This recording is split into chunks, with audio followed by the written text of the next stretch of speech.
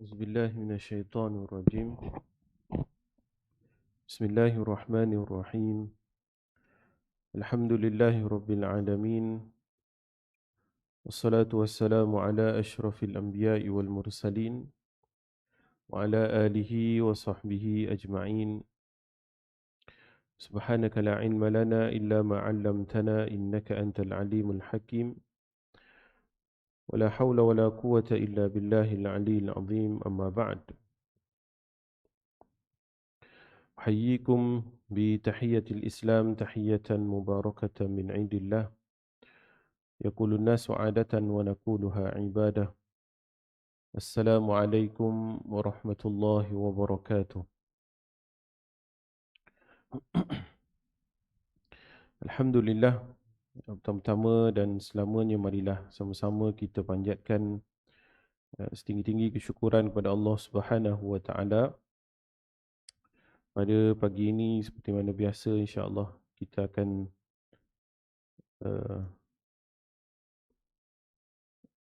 Allah Subhanahu wa taala kurniakan kekuatan untuk sama-sama kita menunaikan ibadah pada pagi ini. Dan insya-Allah kita luangkan sedikit masa untuk sama-sama kita mendengar perkongsian. Mudah-mudahan Allah Subhanahu wa taala menerima segala amalan kita dan memberi manfaat kepada kita insya-Allah.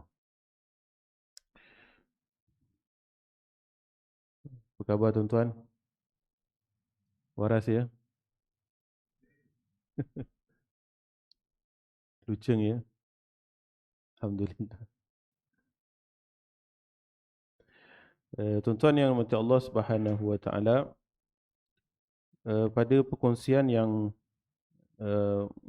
lepas, pada bulan lepas kita telah masuk pada surah yang baru, perkongsian tafsiran surah yang baru iaitu surah An-Nazi'at. Telah saya kongsikan sedikit berkaitan dengan mukaddimah surah ini. Ya. Kita telah selesai daripada surah An-Naba. InsyaAllah kita akan perbincangkan satu persatu ayat daripada surah An-Nazi'at ini.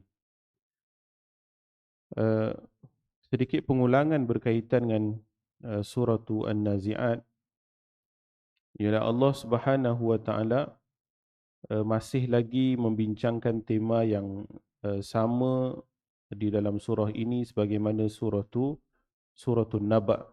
Ya, masih lagi temanya membincangkan berkaitan dengan perkara-perkara berkaitan dengan akidah, iaitu al-imanu billahi wal yaumil akhir, ya, iman kepada Allah Subhanahu wa taala dan juga iman kepada hari akhirat.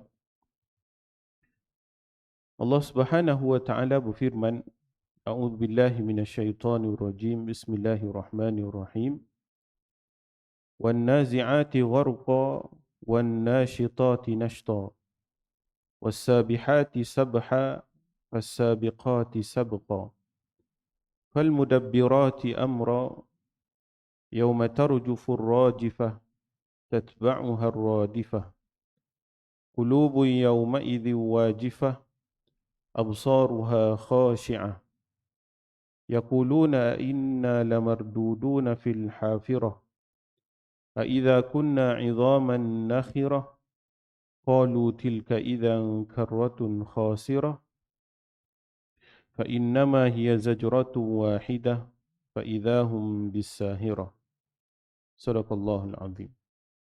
Yang bermaksud demi malaikat yang mencabut nyawa dengan keras dan malaikat-malaikat yang mencabut nyawa dengan lemah lembut dan malaikat-malaikat yang turun dari langit dengan cepat dan malaikat-malaikat yang mendahului dengan kencang dan malaikat-malaikat yang mengatur urusan dunia. Sesungguhnya kamu semua akan dibangkitkan pada hari dilaksanakan tiupan pertama yang menggoncangkan alam. Tiupan pertama itu diiringi oleh tiupan yang kedua. Hati manusia pada waktu itu sangat takut.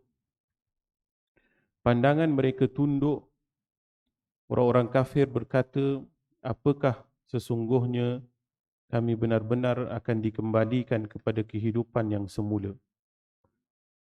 Apakah akan dibangkitkan juga apabila kami telah menjadi tulang belulang yang hancur? Mereka berkata, kalau demikian, ini adalah satu pengembalian yang merugikan. Sesungguhnya pengembalian itu hanyalah dengan satu kali tiupan sahaja. Maka dengan serta-merta mereka hidup kembali di permukaan bumi. Sadaqallahul Azim. Permulaan surah ini, Suratul Nazi'at ini, hanya ayat 10, 11 dan 12 sahaja yang mempunyai sebab turunnya ayat. 10, 11 dan 12. Ya. Sebagaimana yang diriwayatkan oleh Sa'id bin Mansur daripada Muhammad bin Ka'ab, katanya apabila diturunkan firman Allah Subhanahu wa taala, apakah sesungguhnya kami benar-benar akan dikembalikan kepada kehidupan yang semula? Orang-orang kafir Quraisy berkata, sekiranya kami dihidupkan kembali, maka nescaya rugilah kami. Ya.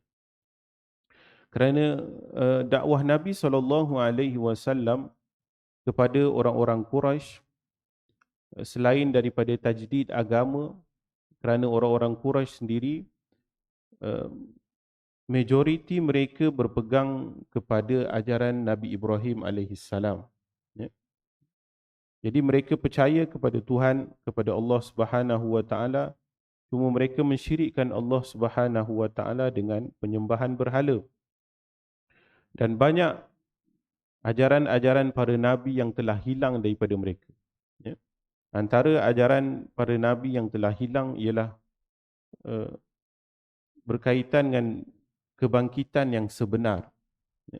Jadi apabila Nabi SAW mendakwa bahawa kamu semua akan dimatikan oleh Allah Subhanahu wa taala kemudian dibangkitkan kembali, ya, maka orang-orang kafir Quraisy mereka menjawab, kalaulah kita ni betul-betul dibangkitkan balik, cerita pasal kalau, ya, nescaya kitalah orang yang akan rugi, ya, kerana jauh dari sudut hati orang-orang Quraisy semuanya percaya bahawa Nabi SAW ni betul. Ya. Sebagaimana yang saya kongsikan pada perkongsian-perkongsian yang lepas, berkaitan dengan apa yang disebut oleh Abu Jahal, ya, kepada Abu Sufyan, kepada orang-orang Sadati Quraisy, kepada para pembesar Quraisy. Apabila orang bertanya kepada dia, adakah Muhammad itu penipu? Dia kata bukan. Muhammad adalah orang yang benar. Ya. Adakah ajarannya ajaran yang tipu? Tidak. Ya. Ajarannya adalah ajaran yang benar. Akan tetapi di antara keluarga Abu Jahal dengan keluarga Nabi SAW yang sudah zaman berzaman berlaku perebutan di antara mereka. Ya. Perebutan kuasa, perebutan kekuatan dan sebagainya di antara Abdul Manaf dengan Hashim. Ya. Abdul Manaf dengan Hashim adalah adik-beradik.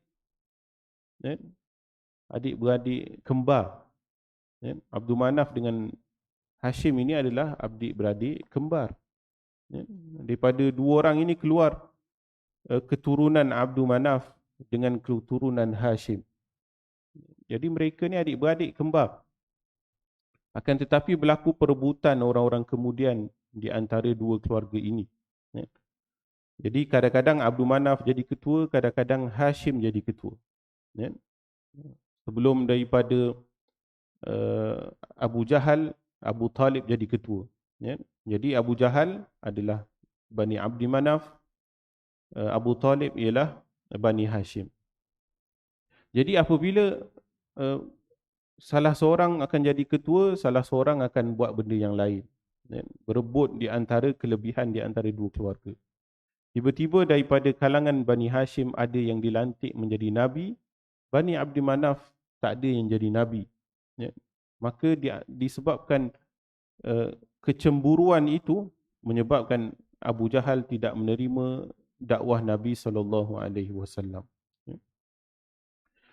Jadi jauh sudut hati mereka kalaulah mereka tidak menerima dakwah Nabi SAW. Kalau betul kita dibangkitkan balik, nescaya kita ni orang yang rugi. Ya? Sebab tu orang-orang yang semua manusia Allah Subhanahu Wa Taala kurniakan dengan fitrah ketuhanan. Ya? Jauh jauh sudut hati manusia ni pasti akan mengakui kebenaran Islam. Ya? Kebenaran ketuhanan, semua orang akan akui benda tu. Jauh sudut hati macam mana dia ateis sekalipun, macam mana dia sekular sekalipun, macam mana dia uh, murtad, macam mana kafir, macam mana sekalipun, ya, jauh sudut hati dia pasti akan mengakui kebenaran Islam. Ya. Sebab itulah orang-orang yang mendengar isi hatinya, ya, mereka pasti akan mengakui bahawa kalau dibangkitkan balik, kita ni kalangan orang-orang yang rugi. Ya. Sebab tu orang-orang kafir Quraisy, ya, kebanyakan orang-orang yang kafir ini percaya secara zahirnya kalaulah kita ni dah mati, kemudian kita dihancurkan oleh tanah, tak bangun dah kita ni, kan? Tak ada orang yang bangun untuk bangkit ceritakan perkara yang sebenar, ya? Untuk mengakui kebenaran Nabi SAW. Semata-mata perkara itu adalah perkara ghaibiyat, perkara yang kita beriman kepadanya. Ya? Tak ada orang-orang, tak ada mak ayah kita yang telah mati, tak ada datuk nenek kita yang telah mati, dia keluar balik. Dia keluar balik, dia kata memang betul azab kubur ni. Tak ada. Tapi semata-mata perkara ghaibiyat, perkara yang Nabi SAW ceritakan kepada kita. Jadi itu sebab turunnya ayat 10, 11 dan 12 berkaitan dengan orang-orang kafir Quraisy menyebut kebenaran Nabi SAW dan kita tolak dia ketika kita hidup. Dan Allah Subhanahu Wa Taala memulakan perbincangan surah ini dengan menyebut tentang satu kelompok makhluk dia, iaitu kelompok malaikat. Allah Subhanahu Wa Taala menyebut tentang وَالنَّازِعَاتِ غَرْقًا وَالنَّاشِطَاتِ نَشْطًا وَالسَّابِحَاتِ سَبْحًا فَالسَّابِقَاتِ سَبْقًا فَالْمُدَبِّرَاتِ أَمْرًا. 5 ayat ini menceritakan tentang satu makhluk, satu kelompok makhluk yang Allah Subhanahu Wa Taala ciptakan lebih awal daripada manusia, iaitu kelompok malaikat. Allah Taala sebut وَالنَّازِعَاتِ gharqa, demi malaikat yang mencabut nyawa dengan keras. An-nazi'at maksud dia tukang cabut. Naza'a ataupun naza'a yunazi'u nazi'an wan nazi'at, iaitu tukang cabut. Allah Subhanahu Wa Taala ciptakan para malaikat ada tugas-tugas yang pelbagai. Antara tugas malaikat ialah mencabut nyawa manusia, mencabut roh manusia daripada tubuh badan. Kita tak pernah tengok, tak ada scan yang boleh scan roh kita. Tak ada siapa yang boleh scan bentuk roh ni macam mana. Sebab tu roh itu sendiri adalah perkara ghaib. Walaupun kita ni hidup alam syahadah, tapi roh kita masih lagi perkara ghaib. Yas'alunaka 'anil ruh qulir ruhu min amri rabbi. Mereka bertanya kepada Nabi SAW berkaitan dengan roh. Maka Allah Subhanahu Wa Taala katakan kepada Nabi SAW, qulir ruhu min amri rabbi. Katakanlah kepada mereka, roh itu adalah urusan Tuhan. Roh ni pun benda ghaib. Kita hidup tapi roh kita ni kita pun tak tahu bentuk dia macam mana. yang menggerakkan segala anggota kita ini. Ya. Yang apabila dicabut roh itu, mati orang tu. Ya. Pamlah macam mana sekalipun darah dia, ya. Buatlah macam mana sekalipun, takkan hidup orang itu. Ya. Orang yang dah mati ni takkan hidup dia. Ya. Buatlah macam mana sekalipun. Kita dengar dari sudut sejarah-sejarah, dan sampai sekarang pun orang berusaha untuk, ada kajian-kajian orang berusaha untuk menghidupkan orang. Jadi dengan maksudnya untuk extend dia punya mati dia. Ya, extend dia punya mati dan boleh mengecualikan dia daripada kematian. Ya. Ketahuilah, yakinlah bahawa yang Allah Subhanahu Wa Taala extend manusia ini dari sudut hidupnya hanya ada dua makhluk sahaja daripada kalangan manusia. Ya. Iaitu pertama Nabi Isa alaihi salam, yang kedua adalah Dajjal. Ya. Dua ni makhluk sahaja di kalangan manusia. Ya. Kalau di kalangan jin panjang umurnya, ataupun daripada kalangan jin itu iblis, Allah Subhanahu Wa Taala panjangkan umur. Ya. Jadi tak ada orang yang jauh umur dia panjang berbanding dua makhluk ni, tak ada. Dua ni je yang ada. Ya. Walaupun orang kafir nak cuba macam mana sekalipun, kalau dia boleh tanya dengan Dajjal, ya, Dajjal pun akan kata tak payah cubalah, aku je yang boleh panjang. Kan? Tapi orang tetap nak cuba supaya mudah-mudahan dia boleh panjang umur. Ya. Allah Ta'ala kata ajal, فَإِذَا جَاءَ أَجَلُهُمْ فَلَا يَسْتَأْخِرُونَ سَاعَةً وَلَا يَسْتَقْدِمُونَ. Apabila datang ajal seseorang itu, dia tidak akan فَلَا يَسْتَأْخِرُونَ, dia tidak akan lewat walaupun sesaat, dan tidak akan cepat walaupun sesaat. Jadi makhluk Allah Subhanahu Wa Taala ini malaikat yang akan datang mencabut nyawa dengan keras. Gharqa ialah kekerasan. Kita buat suatu perkara dengan keras. Itulah perkataannya. Ya. Dicabut. Ya, sebahagian penafsiran para ulama apabila dicabut nyawa seseorang itu dengan keras, kan, memancut-mancut darahnya. Ya, tak tahulah. Dikatakan begitu, bila dicabut nyawa seseorang itu, memancut-mancut darahnya. Ya. Penuh satu bangunan tu dengan pancutan darah seseorang itu apabila dicabut nyawanya. Ya. Tapi tidak dapat dilihat sebab perkara itu adalah perkara ghaib. Tapi kita boleh lihat, kalau Allah Subhanahu Wa Taala rezekikan kita untuk melihat orang-orang yang matinya keras. Ya. Boleh beza di antara orang yang matinya baik dengan matinya buruk. Wan nasyitati nashta, dan malaikat-malaikat yang mencabut nyawa dengan lemah lembut. Ya. Malaikat yang mencabut nyawa dengan keras ialah malaikat yang mencabut nyawa orang-orang yang bermaksiat kepada Allah Subhanahu Wa Taala. Yang matinya buruk, dicabut nyawanya dengan keras. Manakala orang yang matinya baik, malaikat yang ditugaskan untuk mencabut nyawa orang itu akan mencabut dengan lemah lembut. Ya. Ala kulli hal, dicabut nyawa dengan keras ataupun dicabut nyawa dengan lembut, mati tetap menyakitkan. Ya. Secara umum sakit mati ni tetap sakit dan tetap menyakitkan. Ya. Lembut ataupun keras. Ya. Akan tetapi lagi keras, lagi sakit. Wasabihati sabha, dan malaikat yang turun dari langit dengan cepat. Ya. Kerana malaikat itu ada yang ditugaskan menjaga urusan-urusan dunia.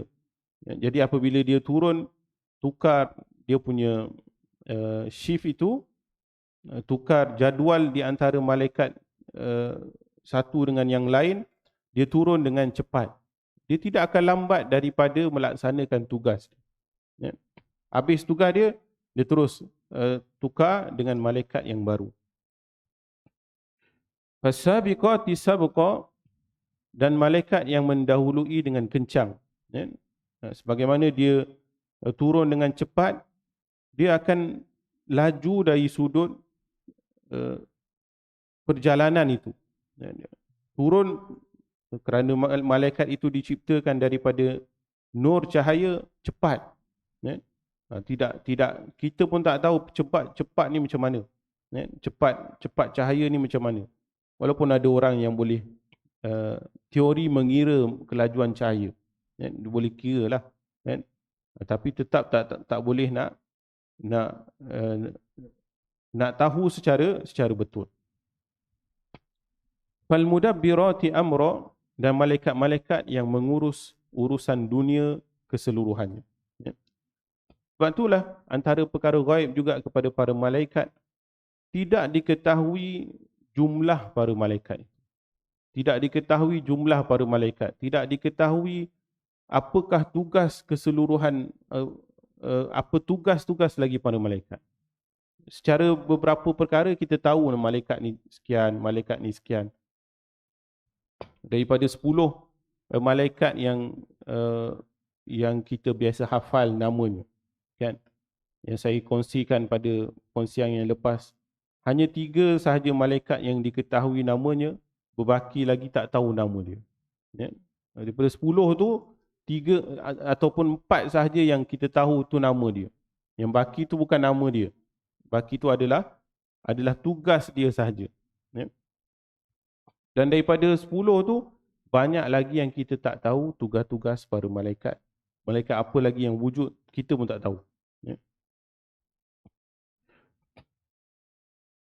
Dan sebahagian para ulama menyebut berkaitan dengan 5 ayat ini, iaitu 2 ayat pertama yang Allah Subhanahu Wa Taala sebut secara khusus tugas malaikat, dan 3 lagi adalah tugas-tugas umum para malaikat.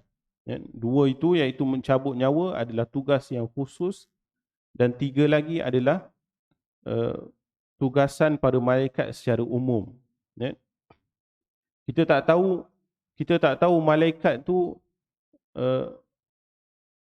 semuanya sama jenis ke, ataupun semua tu satu jenis sahaja. Pun kita tak tahu. Semua malaikat ni semua sama bentuknya ataupun lain-lain pun tak tahu.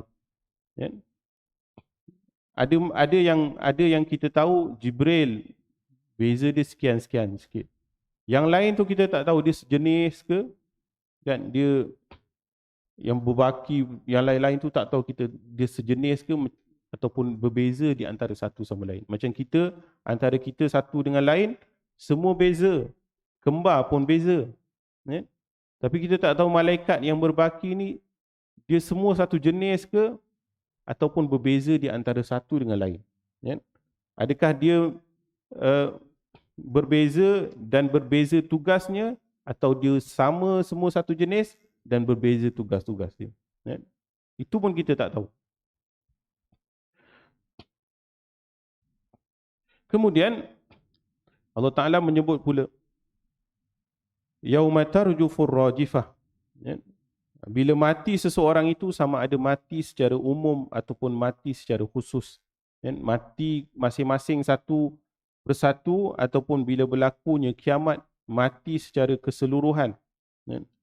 Antara proses berlakunya mati keseluruhan adalah apabila dilaksanakan tiupan pertama yang menggoncangkan alam. Yauma tarjufur rajifah. Bila alam ini ditiup sangkakala kali pertama, ya, tiupan sangkakala itu, tarjufur rajifatu rajifatain, ya, ditiup sangkakala, ditiup tiupan itu 2 kali tiupan. Pertama tiupan yang mematikan, kedua tiupan yang menghidupkan. Tatba'uha ar-radifah, ya, diikuti tiupan yang kedua. Tiupan pertama tiupan yang mematikan, tiupan yang kedua tiupan yang menghidupkan balik. Ya. Macam mana sekalipun kita kalau panjang umur, tak mati secara ajal seseorang, ajal sendiri, dia akan mati ramai-ramai ni. Ya. Kalau dia tak mati seorang-seorang ni, mungkin mati individu dia, ajal dia macam mana.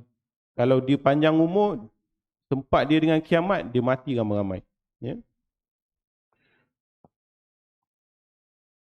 Qulubu yawma idzi wajifah. Ya. Hati manusia pada waktu itu sangat takut. Ya. Absaruha khashi'ah. Ya. Apabila bangkit manusia, kita ni sebab apa kita ni banyak langgar Allah Subhanahu Wa Taala, kerana kita tak sedar dan kita tak ingat janji kita kepada Allah Subhanahu Wa Taala. Akan tetapi bila kita mati, roh kita hidup. Ya, kita ni sekarang badan hidup, roh mati. Ya. Kita tak ingat pun dialog kita dengan Allah Subhanahu Wa Taala. Roh kita tu mati. Atau bahasanya begitulah, roh kita ni mati. Apabila badan kita mati, roh kita hidup. Bila roh kita hidup, barulah kita sedar tentang fitrah yang sebenar, fitrah ketuhanan yang Allah Subhanahu Wa Taala ciptakan kita. Dan pada hari itu, pada hari dibangkitkan keseluruhan makhluk ini, dan hati manusia pada waktu itu sangat takut. Baik macam mana sekalipun, tetap akan rasa takut. Sebab kita ni, apa yang kita sediakan sebenarnya? Kita memang semata-mata mengharapkan ampunan daripada Allah Subhanahu Wa Taala sahaja, semata-mata. Sebab kalau masuk peperiksaan, banyak gagal kita. Kalau betul-betul masuk peperiksaan, banyak gagal kita berbanding dengan lulus. Kerana lulus itu semata-mata daripada Allah Subhanahu Wa Taala sahaja. Tidak adalah orang yang lulus kecuali daripada Allah Subhanahu Wa Taala. Tak ada orang lulus kerana diri dia sendiri.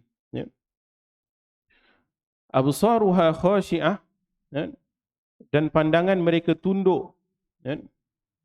Ketika kita dibangkitkan kelak dalam keadaan takut, pandangan tertunduk, semata-mata takut kepada Allah Subhanahu Wa Taala. Tak bergerak kita. Berdiri begitu, selagi Allah Taala tak kata bergerak, tak bergerak kita. Berdirilah itu sampai sudah.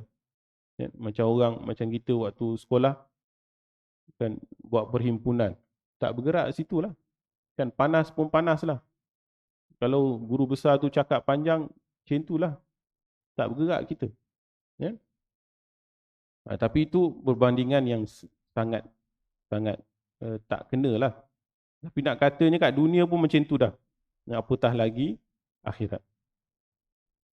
Kemudian orang-orang kafir berkata, yaquluna inna lamarduduna fil hafirah. Betul ke kita ni nak akan dikembalikan balik, hidup balik? Kita ni mati dah. Boleh ke kita ni hidup balik? Itulah persoalan-persoalan orang-orang kafir, orang-orang etis yang sentiasa bertanyakan di dalam hati mereka. Ni kita ni kalau dah mati ni boleh hidup balik ke? Sebab tak ada orang yang hidup balik untuk ceritakan bahawa dia boleh hidup balik. Jadi orang-orang kafir, sebagaimana yang dalam Al-Quran menyebut tentang jenis-jenis mereka, ada yang percaya bahawa tidak akan hidup balik, tapi kita akan dibangkitkan, reincarnation, masuk dalam badan orang lain sahaja. Ataupun bila sebagaimana fahaman dahriyin, kita ni akan hancur sebagaimana berakhirnya masa. Habis masa, habis kita. Masing-masing seorang ni ada timer masing-masing. Habis, macam ada satu cerita tu, dia tunjukkan masa seseorang. Kan? Banyak masa, kaya dia sebab banyak masa dia. Orang tu kaya sebab dia masa dia banyak. Jadi dia boleh beli segala-galanya dengan masa. Dia fahamnya gitulah. Kan?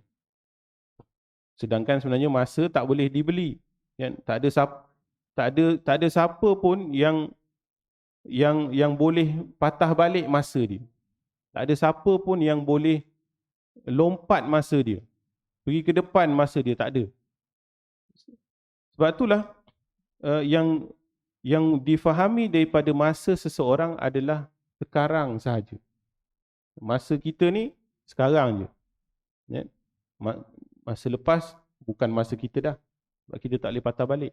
Masa depan belum tahu kan hidup lagi ke tidak. Ya? Ada orang sakit tak mati-mati lagi. Macam tu.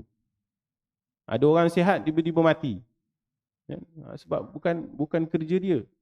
Kan? Ada suami isteri, suami sakit, tengok isteri mati dulu. Kan? Ataupun sebaliknya. Dia duk ingat dia pergi dulu. Kan? Uh, uh, Sebersalah dengan isteri yang jaga dia sakit. Tengok isteri dia pergi dulu. Kan? Dan, macam ada kawan saya tu, dia yang sakit selama ni ayah dia. Kan? Yang masuk hospital, yang jaga isteri dia. Tiba-tiba Allah Ta'ala jadikan isteri dia stroke terus. Tiba-tiba kena stroke. Terus koma. Selama ni dia yang jaga suami dia. Tengok-tengok isteri dia pergi dulu berbanding dengan suami dia. Semua tu bukan kerja kita. Idza kunna 'idhaman nakhira. Antara hujah akal orang-orang kafir Quraisy, kita ni hancur habis. Bukan semata-mata hancur badan, tulang pun hancur. Nak bagi contohnya, ada sebahagian ketamadunan ni, cara pemakaman dia hancur habis sekali dengan tulang-tulang. Bila bakar sekali sampai hancur jadi debu. Kan? Kalau tanam boleh jadi tulang ada lagi. Tapi ada sebahagian kepercayaan ni dengan tulang-tulang sekali dihancurkan. Sama ada dibakar sampai hancur ataupun tulang itu diberi makan kepada makhluk-makhluk yang buas. Kan? Seperti orang Tibet. Orang Tibet dia bagi makan burung-burung yang buas itu, dia punya tulang-tulang mayat dia. Mayat itu dipotong-potong, kemudian diberi makan kepada burung yang buas. Hancur habis. Kan, bahasa mudahnya hancur habislah. Kan, kalau bagi makan daging saja, kan siap-siap daging, bagi makan daging, tulang simpan, kita kata adalah peluang dibentuk balik. Kan, ni hancur habis. Tulang-tulang sulbi pun hilang. Bahasa mudahnya gitulah. Tapi walau hilang macam mana sekalipun tulang sulbi, Allah Ta'ala tetap boleh bangkitkan balik. Idza kunna 'idhaman nakhirah.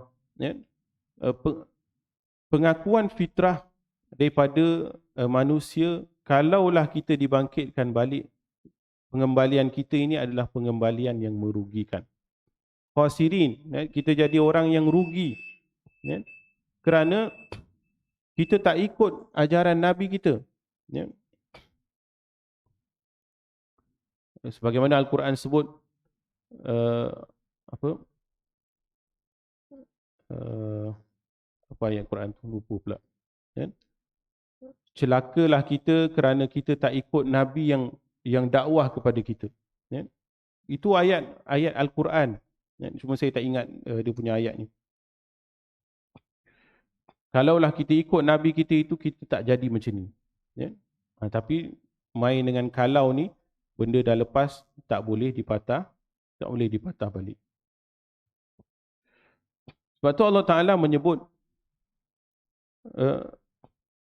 pengembalian itu fa innama hiya zajratu wahidah. Sesungguhnya pengembalian itu dengan satu kali tiupan sahaja. Zajrah ni macam sekali, kita kata sekali petik macam tu. Tak, tiba-tiba bangkit balik dah. Orang yang hidup di dunia, bila dia mati, dia rasa hidup kat dunia ni sekejap je. Ya. Bila dia duduk dalam kubur, bila dia dibangkitkan balik, dia rasa macam kat kubur tu sekejap. Ya. Semakin bertukar kita peringkat, semakin dekat kita kepada hari akhirat, apa yang sebelumnya semua rasa sekejap. Ya. Walaupun ada orang yang dah mati dalam kubur ni ribuan tahun, tapi bila dia dibangkitkan, dia kata, sekejap je kubur ni. Ya. Kubur lagi lama daripada dunia. Akhirat lagi lama pada kubur. Dan itu dia punya tu. Akhirat lagi berat, kubur lagi berat daripada dunia, akhirat lagi berat pada kubur. Ya, semakin tinggi peringkat, semakin berat suatu peringkat. Sebab itulah kita kena sediakan persiapan yang banyak untuk menghadapi setiap peringkat itu. Ya, nak masuk kubur, nak sedia apa kat kubur? Persiapan kat kubur tu habis kat persiapan dunia saja. Rasa mudahnya macam itulah konon-konon ni. Ya? Nak sampai akhirat, nak buat persiapan apa lagi? Ya? Sebab tu kita semata-mata dengan takwa sahaja yang boleh menyebabkan kita boleh bersedia dan menghadapi peringkat-peringkat seterusnya. Ya? Peringkat akhirat tu panjang lagi. Mahsyar tu saja dah panjang dan tak tahu nak buat apa. Ya, macam kita ni hidup, mahsyar tu putih macam tu, luas dan putih. Tuan-tuan bayang orang yang terperangkap dekat salji, dekat gunung Himalaya, dia sorang-sorang. Satu, walaupun tak sampailah perumpamaan macam tu, ya, sampai jadi buta macam tu saja, lepas tu mati macam itu saja. Mahsyar tu seolah-olahnya macam itulah, kosong, tak tahu nak pergi mana. Kita ni boring-boring, kita boleh pergi jalan-jalan kat dunia ni, kan? Rasa Meru ni boring, kita pergi jalan-jalan hari Minggu ke, kan? Ya? Tapi akhirat kelak tak ada macam tu. Nak ajak keluarga berjalan pun tak tahu nak jalan mana akhirat. Ya? Tapi kalau mereka yang bersedia dan Allah Subhanahu Wa Taala kurniakan nikmat, dia boleh menghadapi beratnya itu dengan mudah. Sebab itulah tiupan itu, sekali tiupan saja bangkit terus. Ya? Fa innama hiya zajratun wahidah fa idahum bisahirah. Ya? Maka dengan serta-merta mereka hidup kembali di permukaan bumi. Ya? Allah Ta'ala sekali tiup, bangkit kita, berdiri terus. Ya? Macam kita ni kalau nak bangun, kalau kita tidur, lepas tu kita nak bangun subuh lah biasanya, kan, bangun pagi, kan, bangun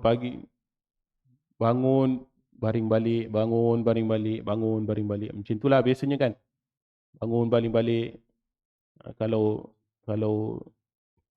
okey, boleh datanglah subuhnya macam tu. Kalau tak, sambung balik macam itulah, kan.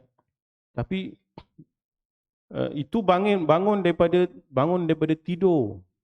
Bangun pada tidur kita bolehlah apa orang kata, malas-malas, rajin-rajin, malas-malas, kejap rajin, kejap malas, kan. Kalau malas tak datang subuh, macam itulah, kan. Kalau rajin datang subuh. Kalau rajin datang awal, kalau malas datang lewat, macam itulah.